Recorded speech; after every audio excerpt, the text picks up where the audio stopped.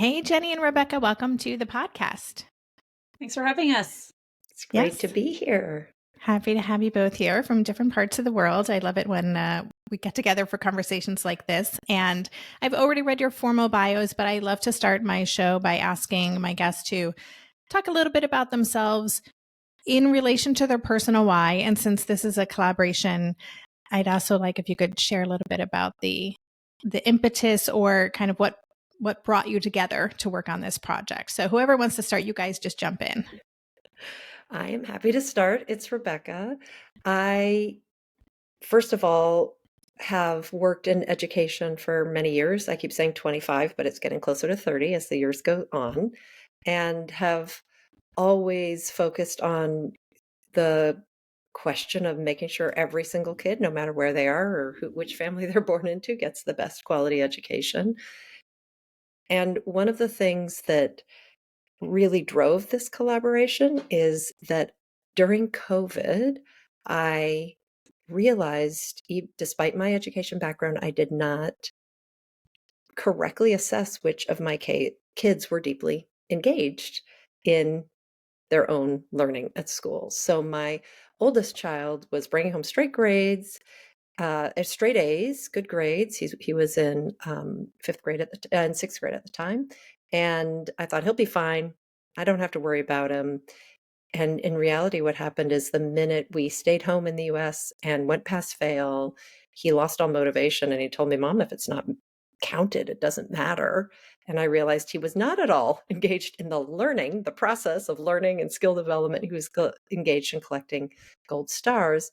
And then my younger kid, this will be very relevant for your listeners and you, Debbie, was in third grade and was convinced he was very stupid because he had just pre-COVID been diagnosed with dyslexia and ADHD and was struggling deeply, been struggling, had internalized this vision of himself that he wasn't capable, and had basically stopped trying altogether, wouldn't try. And I thought, oh my gosh, I am going to have to lean in heavily. He's totally disengaged. He's not motivated. Totally wrong. The minute he was freed from having to keep up with his peers, he blossomed. He caught up 2 grade levels. We got him, dyslexia interventions that helped him. And he was completely motivated. And I realized, oh my gosh, he loves learning. He's totally engaged. He just needed a different context. And knowing how powerful families are, I'd been doing research at the Brookings Institution for 7 years and knew that families are kind of the missing piece in education reform and often overlooked. And when partnering with schools can have tremendous power in supporting kids' engagement and learning and flourishing. I wanted to do something. If I couldn't tell how engaged my kids are, how are other folks who don't have an education background going to do it? And Jenny was my favorite education journalist. She has a really broad global view. And I went on bended knee to her and said, please, please come write this book with me. And it took a couple tries, but she eventually said yes. So Jenny, over to you. Why did you say yes? So I had been a finance reporter for a really long time. I actually did almost, I think my math is wrong. I keep saying 15 and I think it was closer to 20. So I think we keep rounding down, Rebecca, unaware of we're pretending we're not getting older. But I really loved finance. I was at the New York Times. I had a great group of extremely sophisticated, smart, kind of fast-paced colleagues, and we were really well-resourced desk. And then I had my kids, and I really just, my interest changed completely. I was super interested in learning and development, and I wanted to dig into those issues. A reporter is sort of a passport to go learn about the topic you're covering. So I thought, this is great. I can go learn about this stuff that I'm so interested in. And there really wasn't a desk that did that. There was education. And so I joined the education desk and was kind of disappointed, outraged, looking for the right word, at how little attention and resource and experience we put on those desks in journalism, and how narrowly we covered it. It was very much about sort of charter schools or not charter schools, and is Teach for America a good model or a bad model? Like it just all felt very binary, and it wasn't really about the humans inside the system, the teachers, the students, the parents. Like, it wasn't about any of that, and how kids develop and flourish as human beings. So I got very interested in that and started working on that, and I quit the New York Times and joined Quartz, which allowed me to do that in a different way. I was able to kind of create my own beats. One was the science of learning, one was the future of schools, one was neuroscience of infancy. And I just got interested in these topics. And when Rebecca came along, I said no originally, not because of Rebecca, who is brilliant and I knew would be great to work with, but I had written a book and I thought it would be really, remembered that it was really hard. But she was very convincing and persuasive. And also, I think there's just a huge hole in the market around how we support our kids as learners. There's a lot of books about supporting teens. I don't know that they're emotionally, and they're great. And we relied on many of those for our own research. But it felt like this, specifically how you support them as learners, was a little bit of an untapped area. And if we could kind of synthesize all the different research, right, from neurodivergence to sort of science of learning to parenting literature, psychology literature, neuroscience literature, pedagogy, like all of those, they sit in very different places. And so part of our task was to try to bring that together in such a way that it would be useful to a parent with whatever kind of learner they had and the point of development they were, which was kind of a crazy tall task. Yeah. Yeah. Totally worth it. Yeah. And it is a new conversation. It felt that way to me. And, you certainly reference people that we've had on the show and that I've read their work throughout the book. But this idea of disengagement, I found very interesting and compelling. And I also like that it kind of stemmed from COVID, because or just having the chance to observe your kids, because we know that a lot of parents, that was when they first discovered their child's neurodivergence, or really had that kind of maybe too close of a look at what's going on with their kids, but to never have considered before. And I love that it was so unexpected from what you presumed was happening at school. So can we just define this idea of disengagement? Is it the same as unmotivated? How do you define it? So engagement is what you do with your motivation. So I could be very motivated to learn to cook Thai food, and it's until I start taking a Thai food cooking class, I'm not engaged. So engagement is really how kids think when they're in school, how they feel when they're in school, and what they do and what they initiate around school.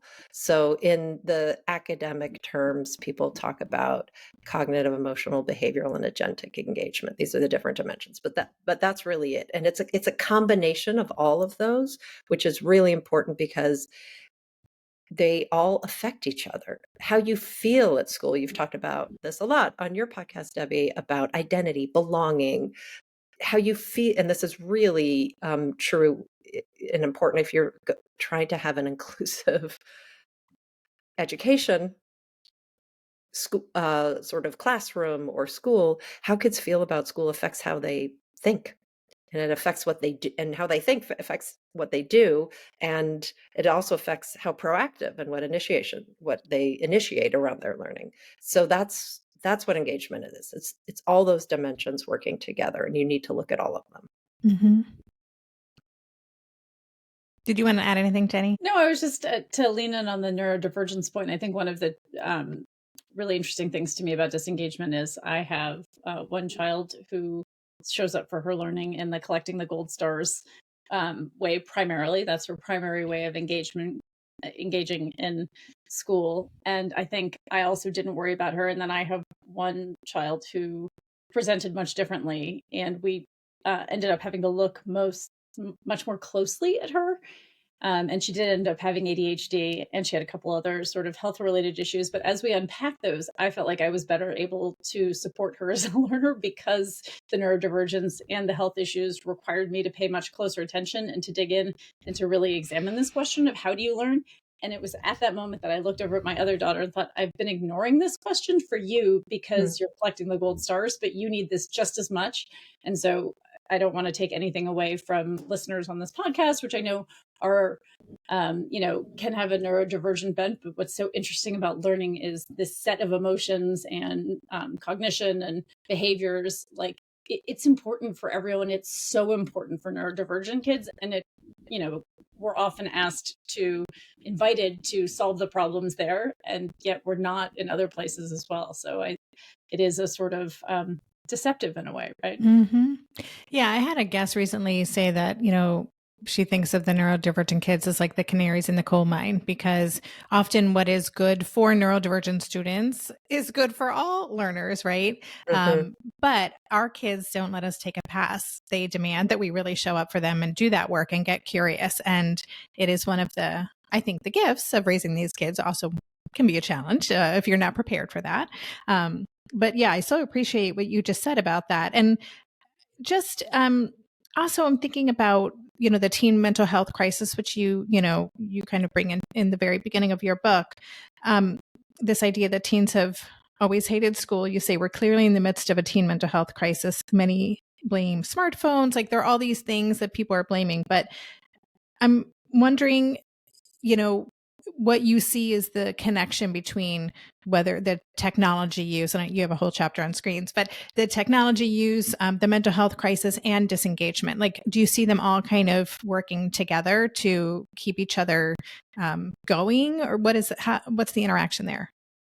So kids have been disengaged from school much longer than sort of technology and phones have been a problem. So I think I think Rebecca and I strongly are in favor of, say, banning phones from classrooms so that kids can really pay attention to learning. Learning is really hard. It requires a lot of effort and a lot of bravery, a lot of things, but mostly attention. And so phones make that hard. But taking phones away only gets you halfway there. Um, we constantly say that technology exacerbates the problem of disengagement. It doesn't create the problem. Kids were disengaged and phones are a 24/7 distraction machine, and they make it much easier. There's a better alternative. But I'm worried personally that if we spend all of our attention focusing on, okay, let's just get rid of the phones, or this is all because of COVID, which also clearly exacerbated a lot of different things and did create, some significant learning loss. But if we focus on that, we're literally missing the fact that they were disengaged before. They're deeply disengaged now. And if we fix those two problems, i.e., let's do more of the same thing we did before to make up for the learning gains, and let's take away the phones, even though we're in favor of that in classrooms, you don't solve the disengagement problem. So we need to be paying attention to the quality of learning experiences and really thinking about some of the school design questions, as well as what we as parents and educators can do, which is a lot. But the technology piece, I think we feel that, and Rebecca, feel free to correct me, but that we really don't. We want kids to build agency we want kids to have agency in all things, especially in their learning, but also with their phones, which means not taking them away from them at all times, but helping them learning to manage their use of it, including their emotional regulation of their use of it and what's happening to themselves. So a lot of sort of metacognitive exercises around that, which we talk about. So taking them away in classrooms is a little bit different from parents taking them away all the time. I think that's going to be a harder endeavor, certainly for anyone who has a teenager. Good luck with that project.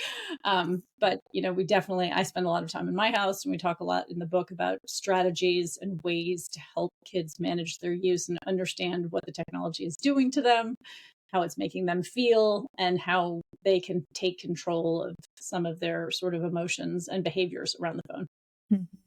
Yeah. The only thing I would add, Debbie, on your question around, engagement, phones, what's happening, is that for a long time, kids have been disengaged, as Jenny said, but the costs of disengagement today are much, much higher than they were a couple decades ago, when you could coast through school, get basic sets of skills, get access to perhaps college, and employers we're happy to hire you. But today, employers are looking for a whole other set of competencies. So in addition to academic rigor, kids need things like collaborative problem solving, creative thinking, empathy and interpersonal self, regulation, metacognition, learning agility, all of those things you cannot develop if you're just coasting through life and through school. So this is why today we think that the disengagement crisis merits a lot of attention. Yeah.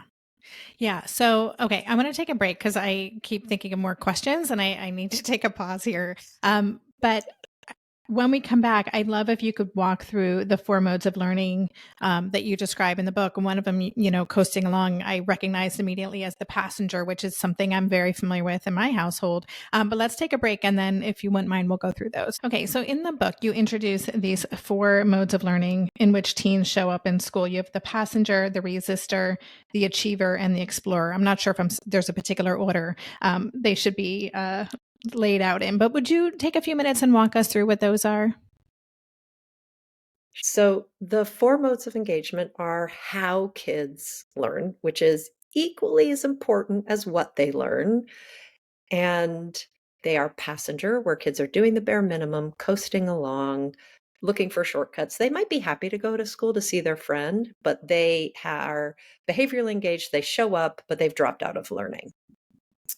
The achiever mode is when kids are trying to jump through every hoop that is set in front of them and get the gold star on the other end. And they're putting in a lot of effort and often they're developing a lot of good skills, organizational skills, goal setting skills, but it can tip into unhappy achiever mode. And we can come back to that where they really do get burned out. And this is where a lot of mental health problems come in.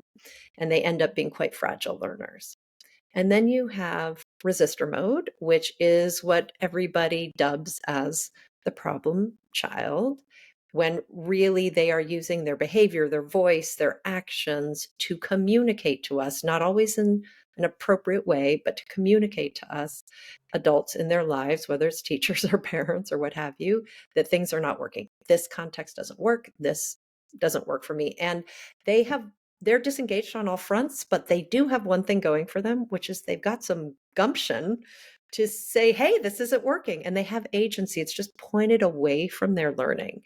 And often you can, if you really figure out the root cause of what's happening and address it, you can help those kids move to explorer mode, which is where we want most kids to spend their time, or I would rather say all kids to spend most of their time, as much time as possible, in explorer mode. And explorer mode is when kids are engaged on all fronts, they're showing up, they're interested and curious, they are making connections between what they're learning in the real world or between what they're learning in one class and another class, and they're being proactive. So these are the kids who raise their hand, not just like the achiever kids who say, raise their hand and say, how do I get it right? What do I need to do to get an A? Which is a useful skill. These are kids who raise their hand and ask questions about things they're curious about. It's the kid who has a science class on extreme weather and gets excited about tornadoes and comes home. And when you say, hey, how was your day? They don't say fine or okay or good or boring. They just start talking to you about tornadoes, and they go and go on a YouTube deep dive on learning all about tornadoes. They're being actively they have agency over their learning. They're being quite proactive. And those skills, when kids are in explorer mode in school, it's the trifecta. They get better grades, they're happier, and they're preparing themselves for a world of generative AI. Would you say that, because I recognize, my child who's now 20, but in every one of these, I can see, phases of their life when that was the predominant mode. Like, are these fluid? I know that, and I want to get into the resistor because that's also a profile that I think many listeners here are going to relate to. And you talk about how to help your kid kind of shift out of that, but how do kids relate typically to these different modes that you identified?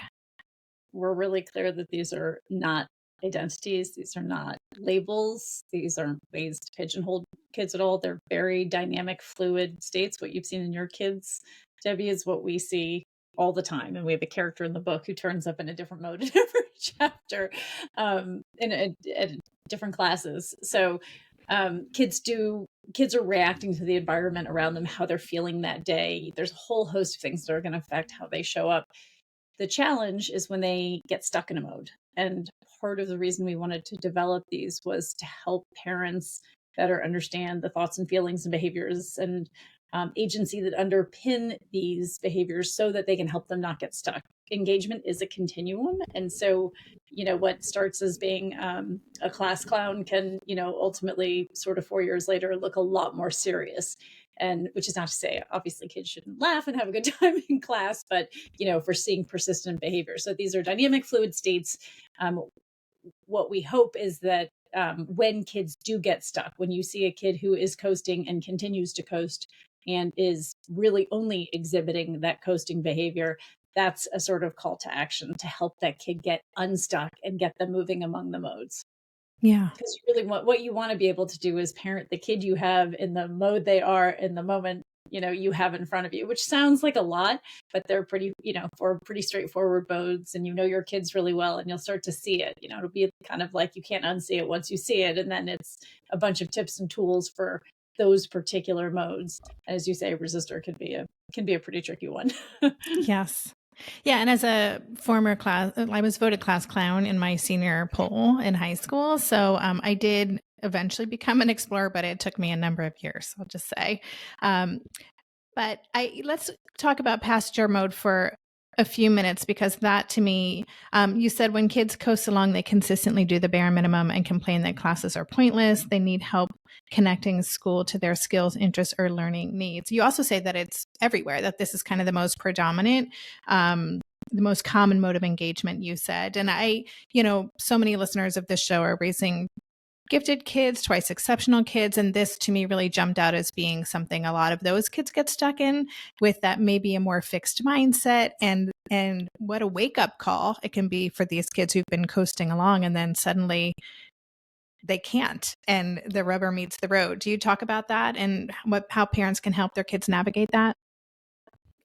We definitely do. As Jenny referenced, the whole second half of the book is the engagement toolkit for parents as well as for teachers. Teachers can use it too, but primarily for parents.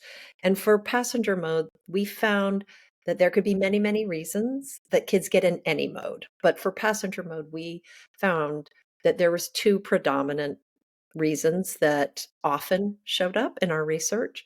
One is kids are outside their zone of proximal development. It could be because they're neurodivergent or have learning differences, or it could be that it's it could be that they miss something in class and they have a gap in their knowledge, or that they already know all this stuff, got it really quickly, and they're bored to tears. So for listeners, zone of proximal development is just the speak way of saying this is a sweet spot for how kids learn, where the zone where kids learn the best, where they're challenged. You can't learn without stretch and challenge. So they're challenged and they can get there with support. So if kids are outside the zone, it's either too easy or too hard. And both reasons are heavily why kids are just sort of end up checking out. The other reason that ended up being very predominant for us was lack of what we would call relevance in education, which is what I'm learning in school seems to have no real life applicability to anything I will do in the real world or anything anybody else will do in the real world, even though, of course, it does likely have something to do, but they don't see the connection and they feel deeply uninterested. And interest, when kids are interested in something, all sorts of amazing things happen. Increased attention span, increased learning outcomes, increased actually emotional states, increased self-regulation, all sorts of things. And so that, connecting kids to their interests is certainly something we talk about. And Jenny, I pass to you to talk about some of the things that we can do as parents for passenger mode. Sort of three very quick kind of tools to address some of the challenges. Rebecca saw one is definitely trying to be the bridge for your kid, be the bridge between the content that they're learning in school and what's happening in the real world. And you can use the internet for this, you can use ChatGPT for this, but the point isn't to sort of drum more knowledge into their heads. The point is to try to figure out, I was doing some physics revision with my daughter last night, and was just blown away, by the way. It was kind of going through some of the questions, like all of this stuff. We did a whole section on sort of gamma rays and I had a family member who had cancer, and I was like, God, this was all really relevant for sort of, how we got to look PET scans and CT scans. And like, this is cool. This is like, this has real life. And that was my message. My message wasn't, you better get this right. It was, oh my God, this stuff literally shows up in the real world in very important ways. So, and the other thing I was doing in that moment is modeling this real learning. I'm really showing her like, this stuff is cool. Like, aren't you lucky to be able to doing this? Kids work really hard in school. Neurodivergent kids in particular are expending so much energy to show up and try to behave and try to stay on task. And we need to show them that it's worth their while, right? Not just like you behaved well, but wow, like you learned stuff today. That's really, really cool. And I guess the final tip is less nagging and more nudging. And that's really hard. And it can be particularly hard with neurodivergent kids. But nagging just doesn't work. We have a great brain study in the book where, when you stick a teenager in a brain scanner and they hear the voice of their mother criticizing them, the problem solving part of their brain sort of shuts down. And so we know it doesn't work. It doesn't work in marriage. It doesn't work in sort of, it doesn't work at work. It doesn't work with kids. And yet it is like our go-to. Less nagging, a little bit more nudging, trying to help them make a plan as best they can. Some kids need more support for that than others, but helping them to make a plan versus make the plan for them, tell them to make a plan or yell at them to make a plan or nag them to make a plan, help them be there as part of the plan making, and then help them with the metacognitive exercise of like, did that, when they're not stressed and when they're not tired, hey, did that plan work? Like, what should we do next time when we are facing a similar challenge? Let's make a plan now, and then we don't have to negotiate it in the moment, like when you're really bummed about having to do your homework.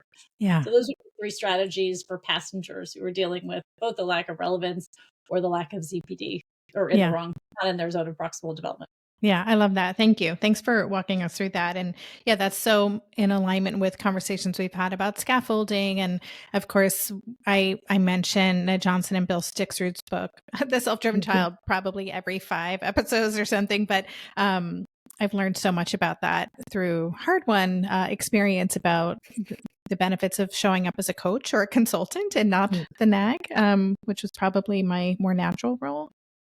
The other mode of learning that jumped out at me in the book as being especially relevant for this community is the resistor. You wrote, when kids resist, they struggle silently with profound feelings of inadequacy or invisibility, which they communicate by ignoring homework, playing sick, skipping class, or acting out.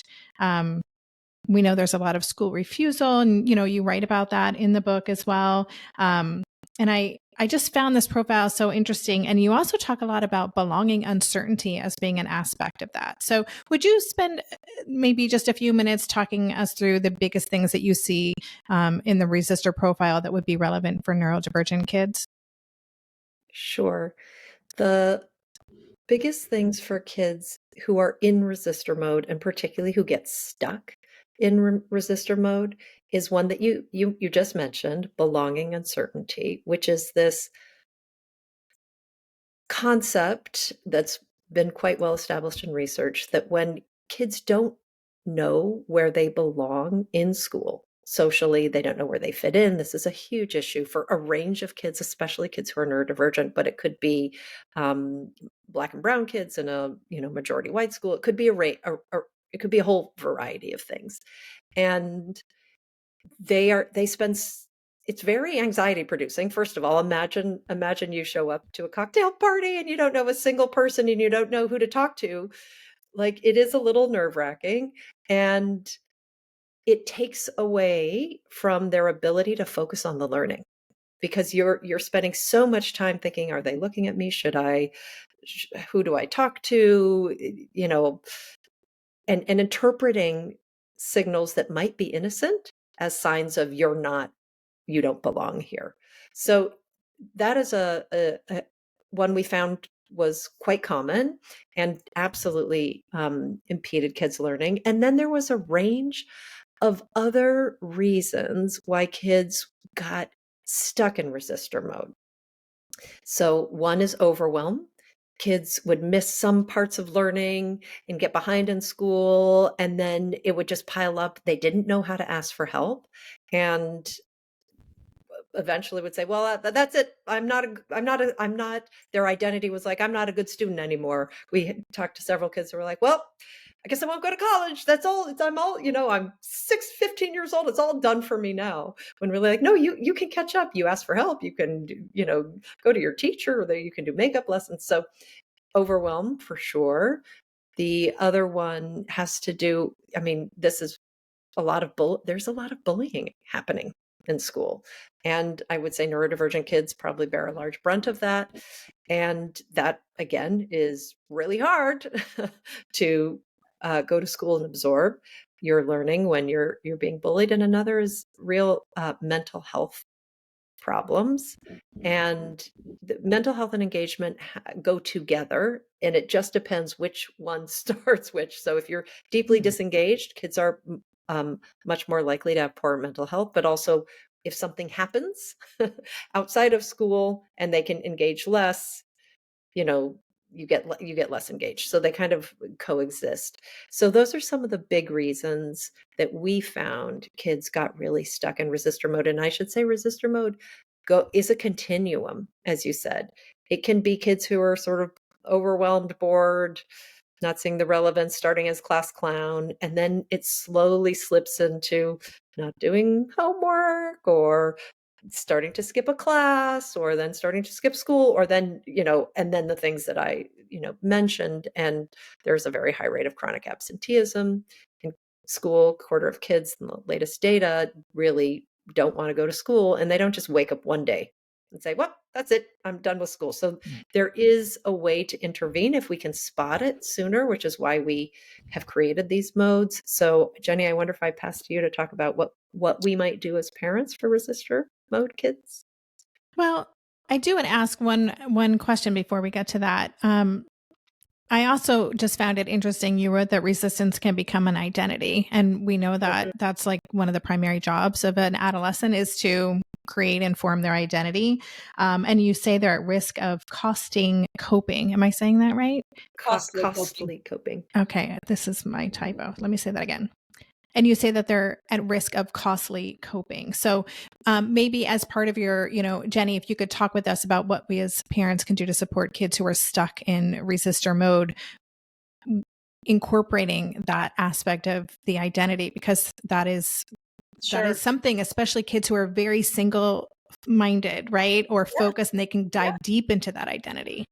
Yes. And that can be very scary. So costly coping, that's a term that we got from Lisa D'Amour, who wrote The Emotional Lives of Teens. She's a psychologist. And what it means is you find costly ways to your well-being to cope with the set of feelings that you have. So that could be drinking, that could be drugs, that could be withdrawing from school completely, but you're doing something to try to manage the set of emotions which are very unpleasant that you have. And so obviously we want to avoid that. And I think you're right to point out that resistor identity for kids who are very focused and can be very single-minded can be particularly challenging. And so I guess there's so many great there's like 3 or 4 things I really want to talk about. So one option is to talk super fast, and the other is I'll tell you all 4 and you can cut out whichever one gets too long.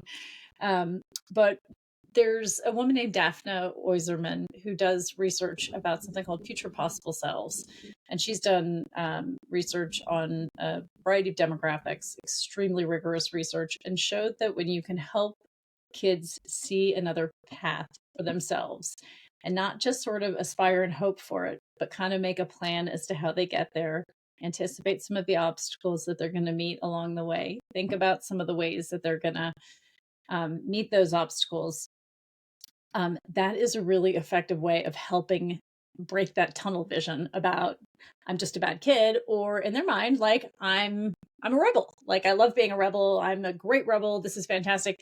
You are helping them identify a goal. And this is not going to be, I want to be an astronaut in, 20 years. This is, I want to be on the varsity basketball team, or I want my friends to look up to me.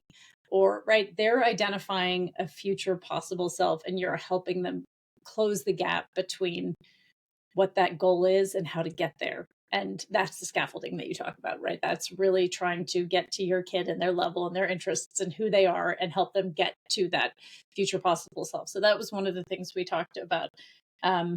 Another is, and I really love this one a lot, is this concept of getting in the trenches with them when kids are really stuck, really misbehaving, very inappropriate behaviors, and really tricky for parents, right? This is, and your listeners will be very familiar with this, like you're getting judged by the whole world, you're being judged by other parents, you're being judged by teachers, you're being told over and over again that your kid is just not doing the thing that every other kid in the world seems to be doing. You need to be doing it. Instead of trying to push your kid or make them do the thing that you need them to do, you need to get in the trenches with them. You just need to be side by side with them and kind of see the world from where they're seeing. And there was this language, I can't quite remember who used it, but like they literally can't take one step forward. And so you need to get there next to them and help them figure out how to take a half a step. Like that, the goal gets smaller, and you're there to try to take one step. The last thing I would talk about with resistor mode is emotion coaching, which is very, very well established, that a lot of parents from a place of true love think of big emotions as dangerous and scary and something to be shut down because they're scary. And they think it's in the interest of their kid to clamp down on those emotions and sort of keep them inside. And that really what we need to be doing is coaching kids to, and I'm sure I know you've talked about this because I've listened to your podcast when you talk about this, coaching our kids to recognize their emotions and then manage them. And this comes out of some really interesting research around parents who were divorcing and the parents who talked about the divorce and talked about the pain that the divorce was causing, but did talk about it. Those kids over time tended to fare a little bit better with their managing their emotions than those who said it's going to be easier if none of us talk about this just because it's so uncomfortable. So that idea of sort of really managing emotions, which is, again, I think a very familiar topic. The final thing on resistors is there is hope, because resistors do have agency, which when it's not pointed towards learning and when it's pointed away from everything you're trying to get them to do is very hard and very painful. But when you get it pointed in the right direction, these kids have something that passenger mode kids and achiever mode kids lack, which is the ability to really shape, to express what they're interested in and to try to shape their learning to what they're interested in. So they have the agency that some of the other modes are missing. So just a little bit of a silver lining for those who have kids in resistor mode, because it is super hard. Yeah. Gosh, I so appreciate everything you're sharing. I'm just thinking this is such a generous gift to my listeners that you're talking about all this stuff with us. So thank you for that. And I want to be mindful of the time. And there's so much that we haven't gotten into. So what I would love as a way to just kind of wrap up, you do spend, a lot of the book and the second part of the book talking about this explorer mode and how we can support our kids, because that's really the optimal mode. That's where we want our kids to spend their time. So would you kind of share one or two pieces of advice for parents for how we can lean into that and really start to foster explorer mode in our kids? Well, Jenny's already talked about modeling the thrill of learning, which just curiosity is contagious. So there's a lot of evidence to say that we as parents are really the model for how to be a learner for our kids. We are our child's first learner in some ways versus the first teacher. So that's number one. Number two, balance talking about what they did in school as in performance with what they learned. Include content, asking about what they're learning, their content, and have a discussion. And if you don't remember a single thing, I seem to have managed to make it this far. And I remember basically nothing from high school, as far as I can tell, because I have kids in high school. And I say, well, teach me about that. What does that mean? And kids love teaching their parents, because when you have less knowledge, they feel great. So you could try that. Jenny, what are the other one or two tips you would leave? Yeah, Listeners with? I think, and you mentioned the self-driven child, and Bill and Ned, who are brilliant, and they have a book on this as well. But conversation with adolescents is extremely powerful for their learning. Discussion is to adolescents what cuddles are for infants, necessary for brain development. It is the number one way we are going to help these networks of their brains connect to each other and help them make meaning of the world.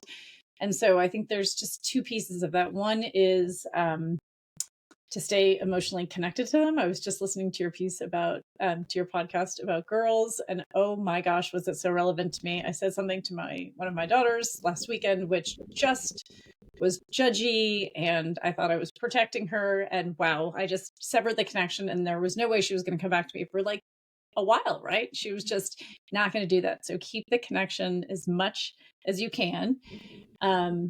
And yeah, I do think this just really, really lean into the content of their learning. I really did not, I've tried to avoid being a helicopter parent my whole parenting career. And I thought that meant you stay away from digging into school, because that feels very like surveilling and getting in their business about school. But like, that's not it. That all you're doing is letting them know that it's really worth their while. So really high quality discussion, staying connected to them, and discussing the things that they care about. So we literally spent, my husband is away right now. And he said to me, he called last night, he said, so would you guys talk about it dinner? I said, this is terrible, but I'll just say, because it's true. I was like, we gossiped about everybody, for like all of their friends, for the whole dinner. We were just like, oh, this girl is doing this and that girl is doing this, but like, they love doing that. And I just got in there with them. I was like, tell me, what is going on with the 14-year-old set? Like, who's up, who's down? Obviously they need to be kind, and I'm not trying to model gossiping, but I'm also like kind of trying to meet them where they are. This isn't something we do a lot, but it was kind of fun. So awesome. Those would be my tips. That's great. Thank you so much for that. Yeah. And you have some great suggestions in the book of how to navigate those conversations and ways to kind of, you talk about going deep instead of broad, which I really liked, and how to, just not ask like the Inquisition, what happened on this, so I appreciate that, and the reminder to stay deeply connected. And just for listeners, the podcast that Jenny's referring to, that was my conversation with Kathy Adams on her new book, which is called Restoring Our Girls. Great book also. So, okay. So much more we could get into. I'm really just going to encourage listeners to go check out your book. The book is called Disengaged Teen, Helping Kids Learn Better, Feel Better, and Live Better. It's just out. It's getting great response, which is really exciting to see. I do think it's such an important book. Is there anywhere you would like listeners to connect with you, to learn more about your work or engage? Absolutely. If you guys want to stay connected, please follow Jenny on Instagram at Jenny Anderson Writes, and me at Dr. Rebecca Winthrop. We also both are on LinkedIn and would love to connect there. Jenny has a Substack called How to Be Brave, which is beautiful. And I have a LinkedIn newsletter called Winthrop's World of Education, which is less beautiful, but very informative. And we also have a website, thedisengagedteen.com, where you can, get a study guide and find various links to things related to the book. That's awesome. Yeah, Jenny, I spent some time on your Substack. I thought it was great as well. Rebecca, I have not checked out your LinkedIn newsletter, but I will. It's not as beautiful, but it is interesting, I promise. Well, I just want to thank you again. Congratulations on the book. It was such a pleasure to chat with you both today. And yeah, we'll have to continue the conversation maybe with the follow-up book. Is that in the... I shouldn't talk about that. It's too soon. I was like, oh my gosh, we just launched. Or we can cover in the book without having to write another one. It's just fair. A conversation. We can do a follow-up conversation with you anytime, Debbie. Perfect. Without writing Sounds another good. book. But thank you for all you do, and thank you for having us. Yeah. Thank you. Yeah.